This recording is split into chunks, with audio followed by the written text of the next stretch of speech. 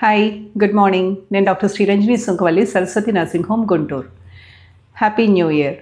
New ఇయర్లో అందరూ కొత్త కొత్త గోల్స్తో ముందుకు వస్తుంటారు. ఎస్పెషల్లీ లావుగా ఉన్నవాళ్ళు, పీసీఓడితో ఇబ్బంది పడేవాళ్ళు, వెయిట్ తగ్గాలని చాలామంది గోల్ పెట్టుకుని ఉంటారు.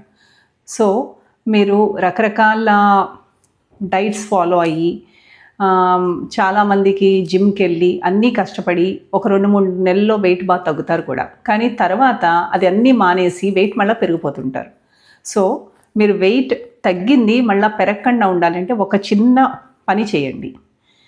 ఏంటంటే, మీరు ఏదైనా ఒక హ్యాబిట్ మనం మార్చుకోవాలంటే చాలా టైం పడుతుంది. సో ఒకేసారి డ్రాస్టిక్ చేంజెస్ మీ డైట్కి ఎప్పుడు చేయొద్దు. ఏం చేస్తారంటే, ఈ నెల start with this month and change only one habit. Either oil తగ్గించడమో లేదా వైట్ రైస్ నుంచి బ్రౌన్ రైస్కి మార్చడమో ఏదో ఒకటే మొదలు పెట్టండి. ఫర్ ఎగ్జాంపుల్, ఈ మంత్ వైట్ రైస్ మానేసి బ్రౌన్ రైస్ మొదలు పెట్టండి. సో ఈ నెలంతా అదొక్క హ్యాబిటే మార్చుకొని ఫాలో అవ్వండి. నెక్స్ట్ మంత్కి ఆయిల్ తగ్గించండి. So next month brown rice తింటారు, ప్లస్ ఆయిల్ కూడా తగ్గిస్తారు. ఆ నెక్స్ట్ మంత్కి వచ్చేప్పటికి అన్నం తగ్గించి కూర ఎక్కువ తినడం, కూరగాయలు ఎక్కువ తినడం అండ్ పళ్ళు ఎక్కువ తినడం ట్రై చేయండి.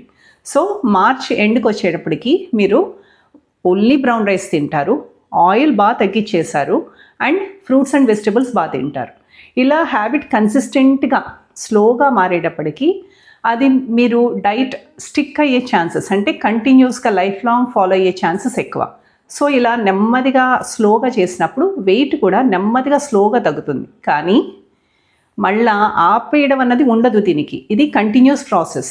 సో ఈ డైట్ ఏంటంటే మీకు హెల్దీగా మీరు మారుతున్నారు నెమ్మదిగా. సో మళ్ళీ మీ వెయిట్ తగ్గింది మళ్ళీ ఒకేసారి వెనక్కి రావడం అంటూ జరగదు దీంతో. Okay, thank you.